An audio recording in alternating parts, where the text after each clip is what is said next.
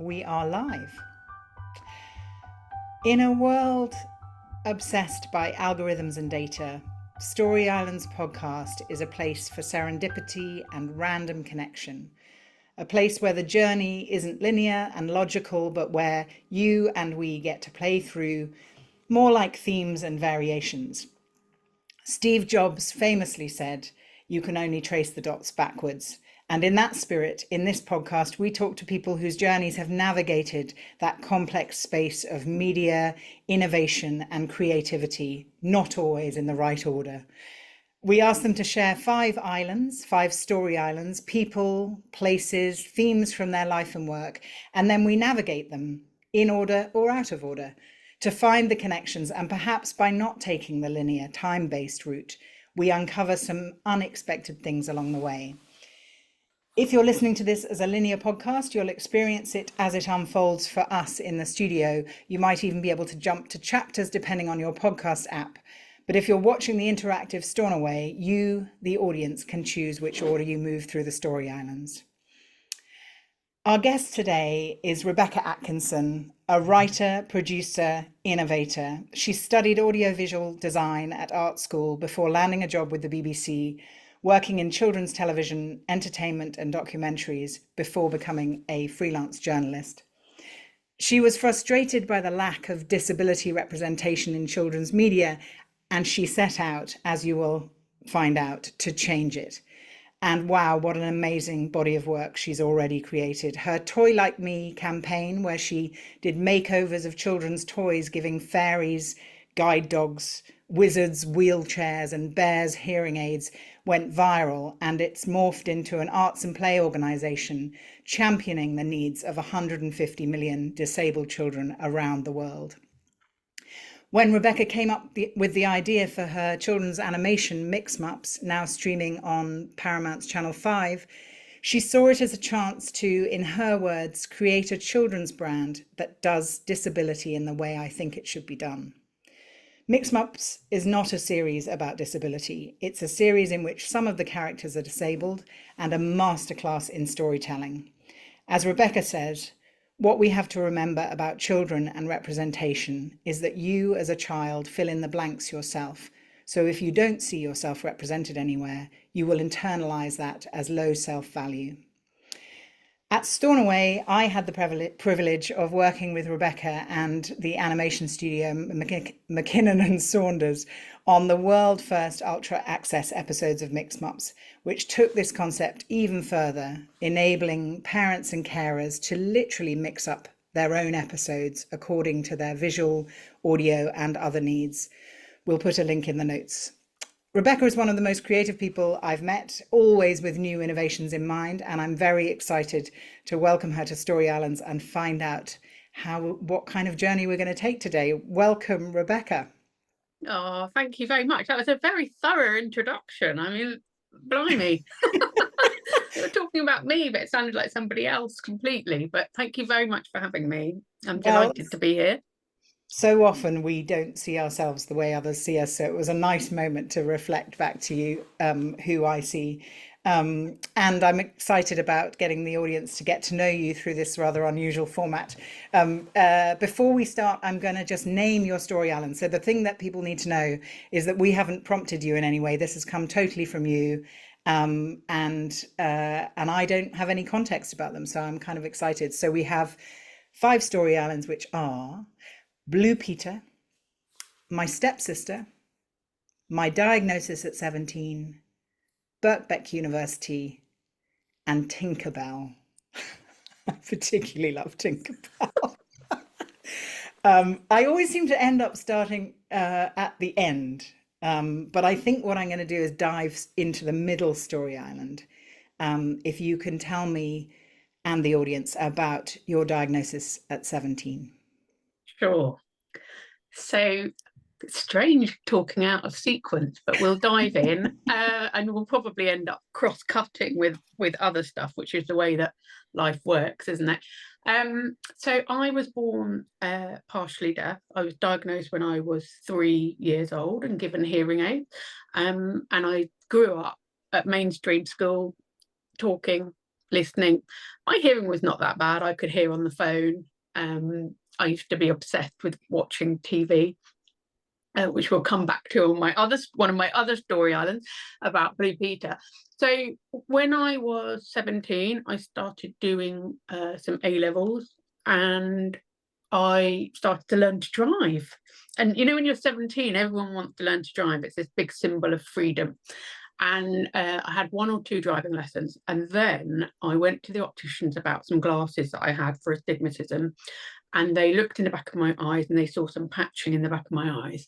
They sent me off to the hospital, where I was diagnosed with something called retinitis pigmentosa, which is a genetic condition, which meant that I was going to, over time, lose my eyesight. So I was 17 years old. My friends are all on the cusp of learning to drive, and I'm thinking, oh my God, you know, what is this thing? And you've got to bear in mind that this is a long time ago, when there wasn't the internet. You couldn't Google. You had no information. It was an information void. And I think it's really hard for people to understand that now, younger people, that there was a time, and I'm probably in the last generation who didn't grow up with the internet. You know, I was 17, there was no internet. So there's a massive dearth of information, sort of vacuum. Anyway, so I was diagnosed with this eye condition. I was already deaf, so the stakes were quite high for me, because I was coming of age as a deaf person, and then being told that I was going to go blind as well. So in that moment, I basically I remember everything kind of pulling into focus, and I was thinking, okay, I'm doing A-levels, but I don't want to be on this conveyor belt of life that everyone is on. You know, you do your GCSEs and you go on to do A-levels, and you're chugging forwards in a very linear fashion. It was the beginning of my life starting to zigzag. And I decided at that point, it was 2 terms into these A-levels, I decided to leave. I was like, right, I'm going to go traveling. I'm going to go and see the world. And I should just add a little bit about the eye condition. It causes very, very gradual tunnel vision. So you very gradually over the years lose the peripheral vision until you've just got the centre left, which is what I've got now. So I'm operating on a central vision, which I can move around on screen and carry on working in the way that I do. So I decided to leave school. I went and go traveling, and I got a job in Athena, which was a poster shop back in the 1990s. Anyone who's old enough to remember will remember a poster of a man and a baby. So I got a job there and worked full-time there and saved up to go traveling. And I was about to go traveling when I ended up in hospital with glandular fever, and never went traveling. But I'll say that whole period in my life is like, you're coming of age, but also you've got this massive kind of road ahead of you that you've got to navigate through life, which is a lifelong decline in your sight, and now also hearing. So, and totally unknowable at that point, I would imagine. I mean, unknowable. And I think that's one of the greatest lessons of being older now, has taught me that it's impossible to imagine the lived reality. And actually the lived reality now, as I'm registered blind, is very, very different to the fear. And actually what it's ended up doing is taking me on quite an extraordinary and magical creative journey. Yeah. And so I'm grateful for it. I'm grateful for it on several levels, that it's informed the work that I do, but also it's informed my experience of the world. And interestingly, it made me see the world more like a child for longer, which is a really precious gift. Yeah. That's I can explain more about that. Yeah, I think we might hop to another island. Maybe you want to take us there. I mean, is Tinkerbell, would that be a good place to go? Yeah, I guess I think probably Blue Peter would be the hop. Yes, because the mind of the child. I think there's something very interesting that I'm hearing from guests on this program, which is around creativity as distinct, you know, obviously non-linear, and therefore the events that happen to us that are unexpected tend to be the things where creativity flourishes, because actually we have so little to go on that we have to kind of make something up. Yeah, absolutely. I Yeah. guess if I talk about when I was small, so I grew up and I was partially deaf, and I was a very creative child. I was obsessed with TV. I didn't read any books. I just wanted to make stuff all the time. And I remember as a deaf child, I had hearing aids. I was the only child in my class that had hearing aids. I didn't know really other children like me. And so and I can remember I used to seek myself out in the world. So I had this sense that it was somehow less valuable to be me. So I had this kind of it's very sad really, but it's sort of sense that if I had this plan, basically, if I got kidnapped, I was going to tell the kidnapper, no, I've got hearing aids, so put me down because you don't want me. And in my childhood mind, they went, oh, hearing aids, yeah, definitely don't want you, and put me down. And that was going to save me from the kidnap. So there was already this ingrained sense, and this is like at the age of 5 or 6, that I had somehow less value as a deaf child than as a hearing child, to the point where the kidnapper will put you down. So anyway, I watched TV a lot of the time, and back in those days there were no subtitles on TV. So I used to sit quite close to the television, and I might be catching like 60 or 70% of what was being said, and then my brain was like filling in the gaps. And you know, we all do that with context and you know, kind of reading the body language and things. So I used to be obsessed with kids TV. I used to love watching Blue Peter, and I remember one day watching Blue Peter and seeing what was a talkback piece in one of the ears of one of the presenters. And I basically remember calling my mum and saying, Mum, there's someone with a hearing aid on telly, come in. And in that moment thinking, I can now work on TV. I've seen it on TV, And she came in and said, no, that's just a talkback piece. And in that moment I was like, oh, so those people aren't deaf, they're hearing, and I can't work in TV. And that's what I talk about with children, is that they fill in the blanks.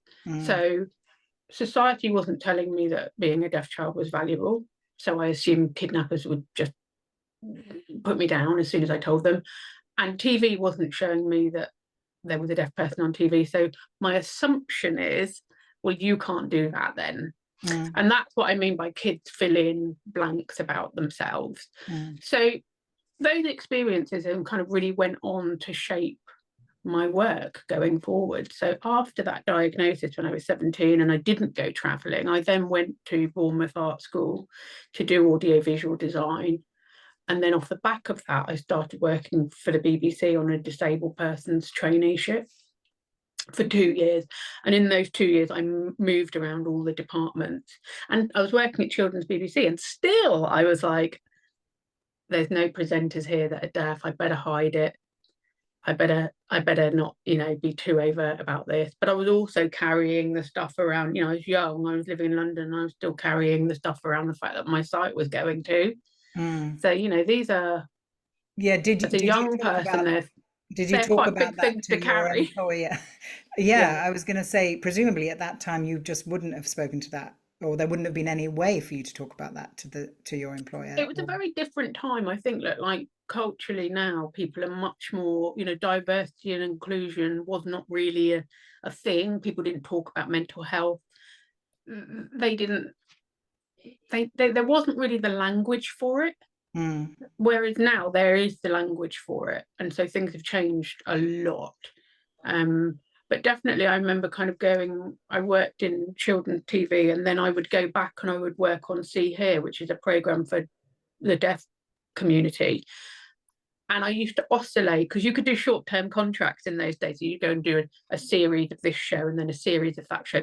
And I would always swing between kids' TV and then finding it a bit of a struggle and finding it a bit like purposeless, and always seeking a purpose in it.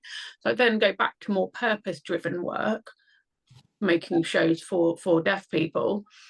And in time, those two things collided, which Yeah, kind and of I takes think me to I the would next story island. well, I was going to say, I almost, within this story island, I would almost create that line between Blue Peter and your work, and kind of the way that you talk about it, because I think what you were actually, as a creative person and a communicator, experiencing was the world through many different lenses, which many people don't get to look through.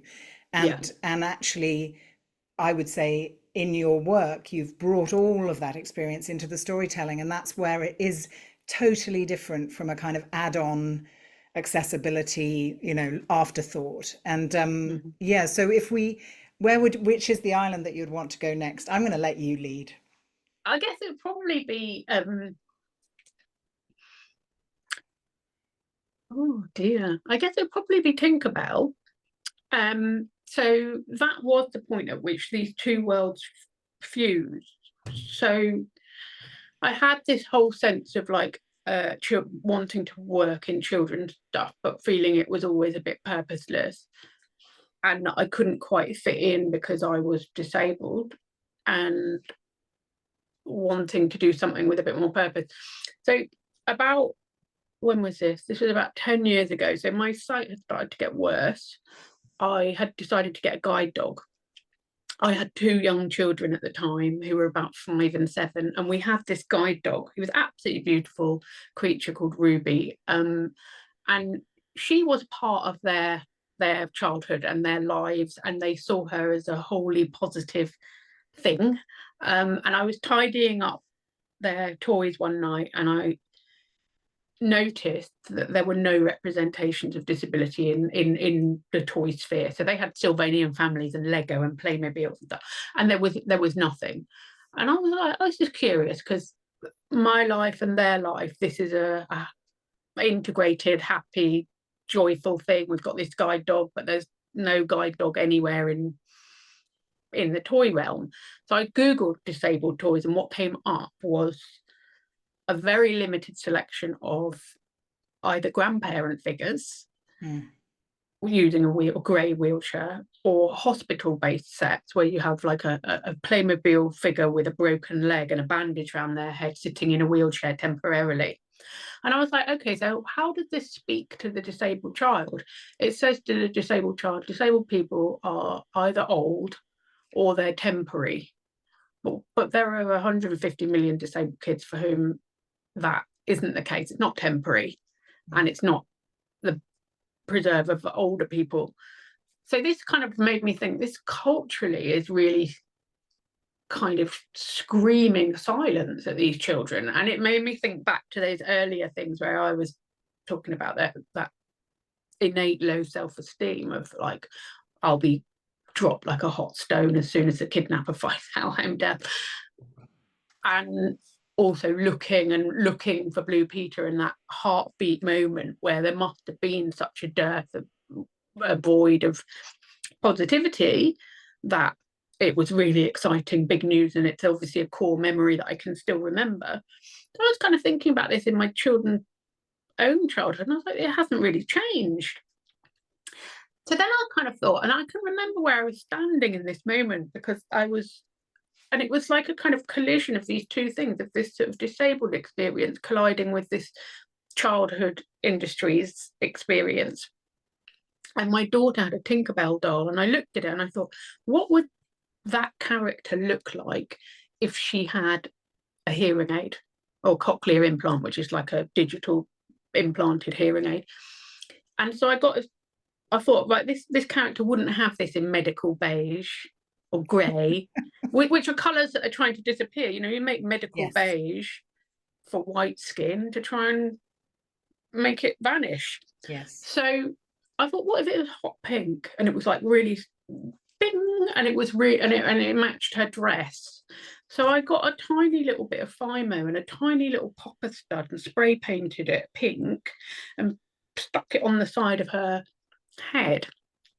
And one of my stepsisters, I've got two, and actually not the one that I was going to talk about. The other one is a professional photographer. So she came around with her camera, took a picture of this Tinkerbell with a cochlear implant, and we shoved it on Facebook.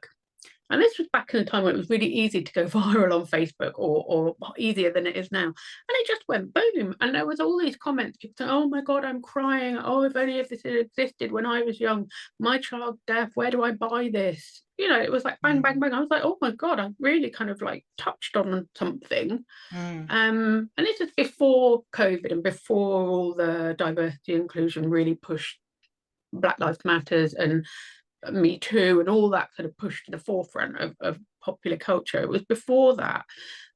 And I thought this something in this Tinkerbell image of Tinkerbell, collision of a ubiquitous cultural character, the Disney, with a minority experience is resonating with people. If you think about the Barbie movie now, you actually could imagine that happening. You know, you can imagine, I want you to meet Greta Gerwig. Why haven't you met Greta Gerwig, Rebecca? Maybe one day.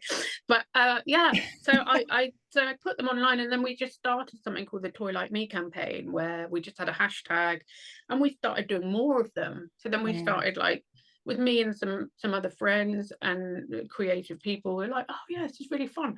Let's let's get the Playmobil out and put some wings on a guide dog, on a guide dog, or I was really looking about aesthetically playing with how the perception of disability was seen, that it wasn't handled in that way before. It was handled in a very, and it still is today, in a very I don't know, I think people are afraid of offending. I think they handle it in a very conservative way. It's still seen as a medical thing. And I was saying, what actually happens if you say these aesthetics of childhood, bright colours, fantasy, fairy, and what happens when you collide them with disability? You reach some kind of new way of looking at things. Absolutely. And I think the epitome, without wanting to like jump on your ground, but like Mixmups, jump on your ground, take your story, kind of fast forward it. But Mixmups, and particularly Ultra Access Mixmups, because interestingly, that's obviously where I kind of came in contact with you. For me, the kind of learning from that moment of you talking about what you wanted to do to you realizing it was very much that thing of actually there are so many lenses in which we view the world, and there is no box for one child and how they perceive it. Let's play with that, giving them those options. And I think it's so if we can, I think a lot of artists would possibly engage with that concept because they are choosing their medium. They are playing audio with visual, or they are, like you say, you're working like an artist, you're mixing and matching, and it's not really about disability, particularly with that dis word in there. But I think, it's really extraordinary how you kind of can change people's perceptions. And and maybe you could speak more of that if we go to the next island. I wonder if Birkbeck University, I realize we're sort of probably going back, but it might be interesting to talk about your experiences with your collaborators along the way, because I'm sure you've had lots of them, about where really innovative things don't happen until people collide. Like you say, I think that idea of colliding and actually there being a sort of alchemy that makes something different, and I'd be interested to know about that. So I guess that kind of follows on to the story island about leaving school. So I left school, when I'm talking about my diagnosis, I left school at 17. So I had no A levels. I went and did a 2-year course at art school in Bournemouth, and then I moved to London and did work for the BBC. After about 4 or 5 years, I started to think, oh, I haven't got a degree. Everyone else has got a degree. I haven't got a degree. Maybe I can't do a degree. I haven't got any A levels. What shall I do? Anyway, I kind of stumbled across this place in London called Birkbeck, which is a university, an adult education university, where all the lectures are held at night. So you worked in the day and then went to uni at night. So I enrolled for a degree in politics because I was like, I kind of like to understand a bit more about how the world fits together. And I'd always done creative stuff, but I also had this side of like interest in in the politics of not, I don't, when I say politics, more like political philosophy. So it's more like rather than like who's in power and how does that work, it's more like what does it mean to be disabled in society? How do these things all intersect and interplay? So I did a 4-year degree. I was working at the BBC. I decided to do this degree, and I used to go off to my lectures after work. And yeah, so I did it, and that changed my life, because whilst I was there, I decided, I'd split up with my boyfriend, and I thought one day, totally randomly, went, I'm just gonna see if I can get a column in the Guardian. I'll write about dating. It was when Sex and the City was really big. I was like, I'll write to them and I'll go, do you want a column which is Carrie Bradshaw meets Helen Keller, who's like a historical deafblind woman? I was like, what am I going to do? I'm 28 and my sight's getting bad, and I maybe need to find myself a boyfriend. And so I started writing this column for the Guardian weekend about dating when you're losing your sight. Anyway, it's relevant to Birkbeck because there was this guy on my course who used to sit behind me, and he was covered in tattoos, and he was a chef, and he used to come in Soho, and he used to come in smelling of like cooking fat. And he was covered in tattoos. Anyway, cut a very long story short, in this column, which went on for a year, he became my partner, and he still is. So which is, yeah, here we are 20 years later. I married him. So yeah, so we met there, and then we went on to have 2 children, and those children then became the catalyst for noticing the lack of representation in toys and Tinkerbell. And I'm very interested to note that you smell him before you see him. I wonder how often that is the case. Well, the thing is, it was because of Birkbeck. Everyone used to come straight from work. So in that classroom, there were people who were like nightclub bouncers and cleaners and chefs and all sorts of trades coming to do adult education at night. So it's a really, really magical place, because back then as well, you didn't have to pay any fees. So I think you paid £300 a term, yes, and you could get a degree. Yes. And it changed people's lives. It changed my life. It changed my partner's life. And yeah, it was a wonderful place. So was he studying politics as well? Yeah, he was on the same course. So we were friends to begin with, and then yeah, and then during the course of this column that I was writing, we got together. And then at the end of that, I was like, I don't actually want to write about him anymore, because I want a private life, and so I stopped doing it. I only wrote it for a year, and yeah. It's a very beautiful example of how I just went to hear Annie Lennox speaking about her life, because she's got a new book out, and she talks about how you often you make things not knowing where they're leading you. And I think that column is like classic. You know, you basically wrote yourself a husband. I did. And he's still here now. He's still here, thankfully. And so gosh, we've almost done all of your islands. We've only got my stepsister left. And let's move to her. Yeah. So I have a very, very special stepsister who is 1 year older than me, and she was and still is one of the most creative people I've ever met. And to have a friend like that when you're little is really, really magical, because we would basically disappear into our own imaginations, and we would play. We were friends before we became family, and we would go around each other's houses, and we would cook up the most fantastical games, and we would literally believe they were true, because we were both on such a creative imagination wavelength. So when I created Mixmups, a lot of it was inspired by my childhood, playing with her and disappearing into our own imaginations and constructing worlds and scenarios and characters and all of these things that we had done as a child. And as we grew up as well, we kind of didn't, this was when we were like 7 or 8, but we then started to kind of do it as we got older.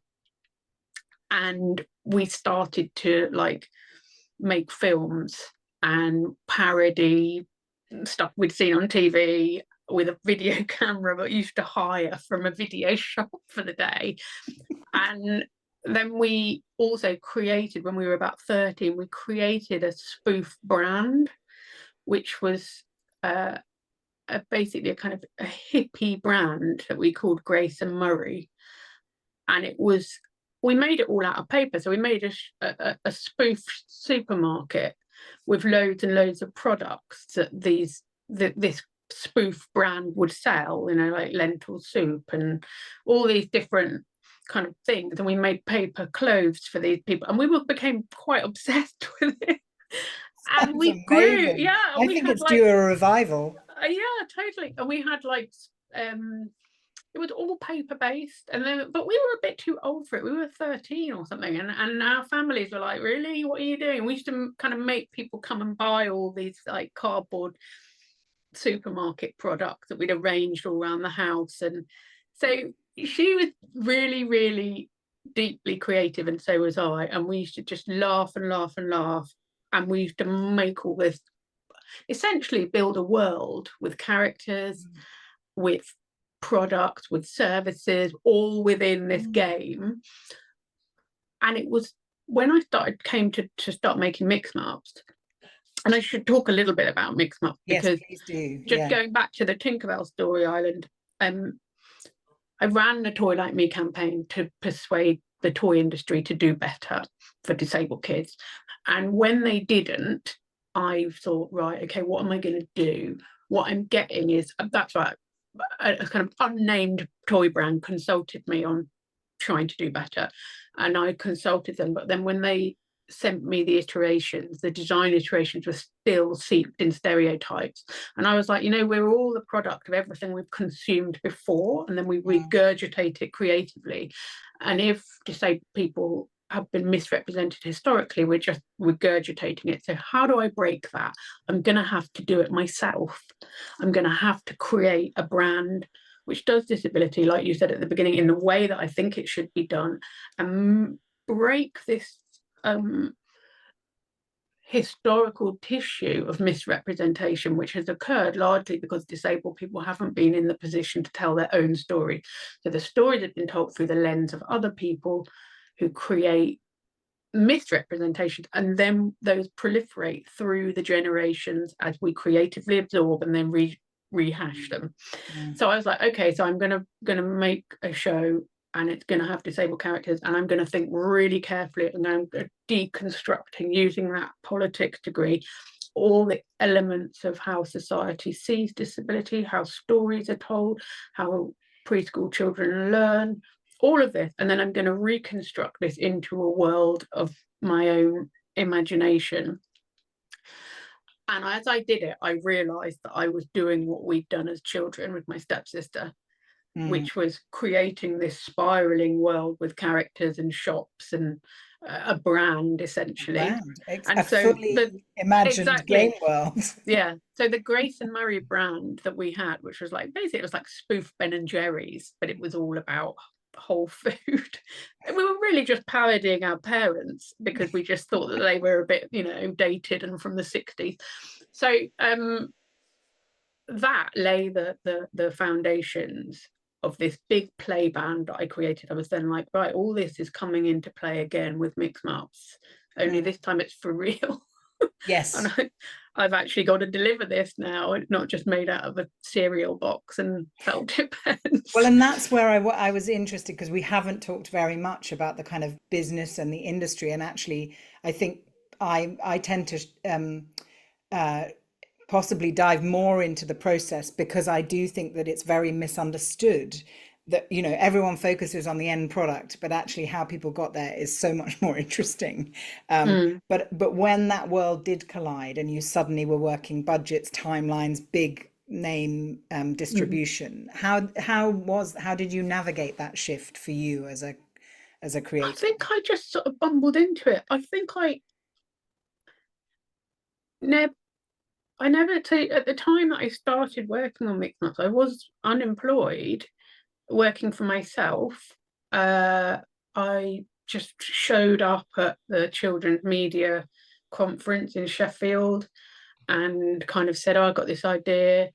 And the world sent me the right people. So the world sent me Chris Bowden at McKinnon and Saunders, who's an extraordinarily talented producer. And it sent me Alison Rayson, who's a distributor. It sent me Debbie McDonald, and who was the original commissioner of Peppa Pig and is a head writer on Mixmups.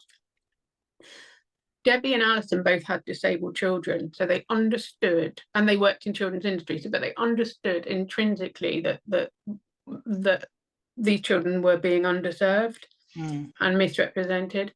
So we came together as a team to push Mixmups up the hill, and it took a long time, and it was really hard work. And then when you get into, you know, because really you're pitching and you're persuading to begin with that this is something that should be made and that somehow I should be entrusted to make it. When actually at that point my experience, it was a fast learning curve for sure. And I had to do a lot of like going down rabbit holes at night and trying to work out how things work. And actually ChatGPT is it PT? Yeah, I always get it the wrong way around. Everybody does. I don't know what it is about that sequence of letters. Is a blessing now, because you can just type it in and it basically you've got an expert on hand to tell you how the industry works, but you didn't really then. So I was like, this is only about 6-7 years ago, trying to figure it out as I went along. And then when anyone who works in production knows that once that green light gets hit, you are on a bullet train and there is no getting off. Yes. And if you are Mrs. Mixmup, everything's resting on your shoulders. You've got to produce the stories. So I ended up writing 52 stories for Mixmups and 52 scene by scenes. And I would lie awake in the morning. I discovered these things called theta waves, which is when your brain is it's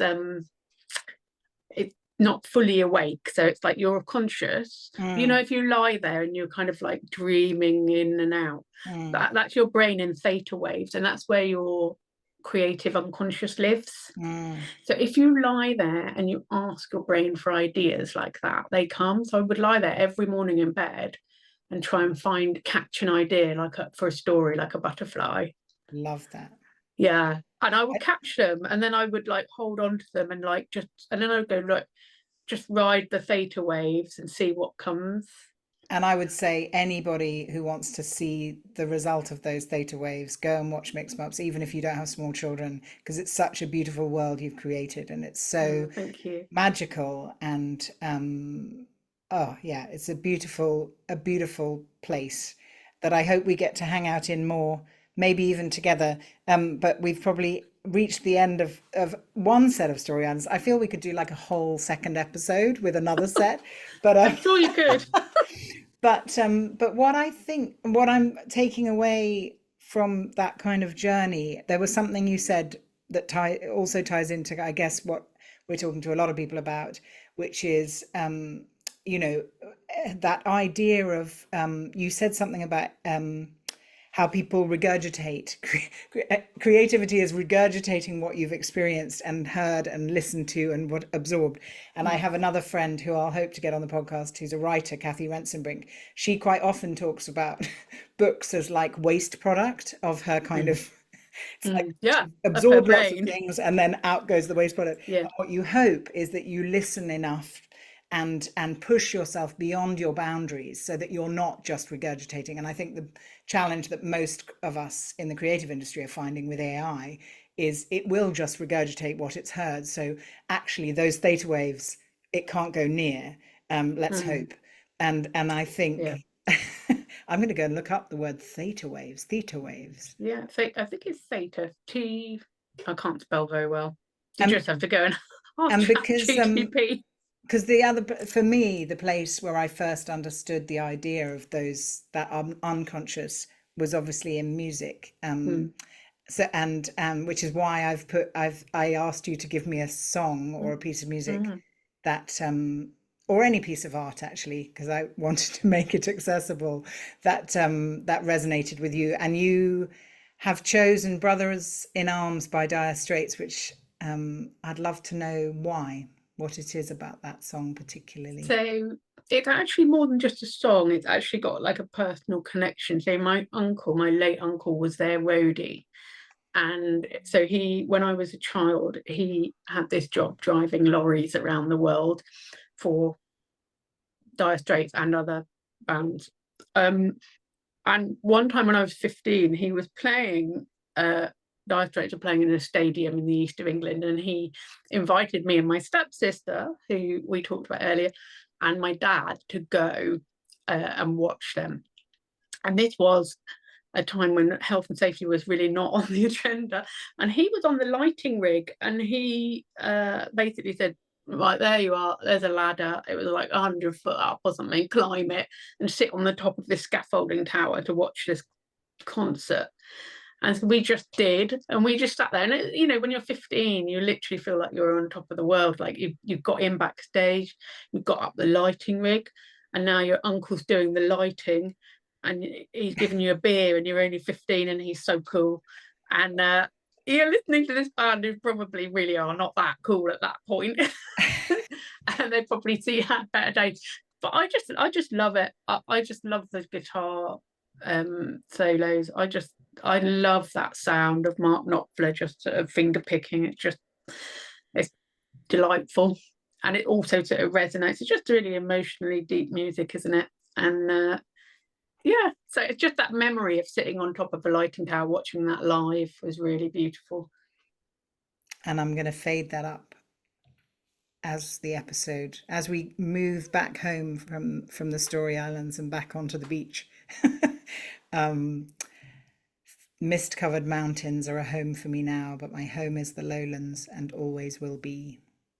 Thank you for sharing that with us, Rebecca. It's really beautiful.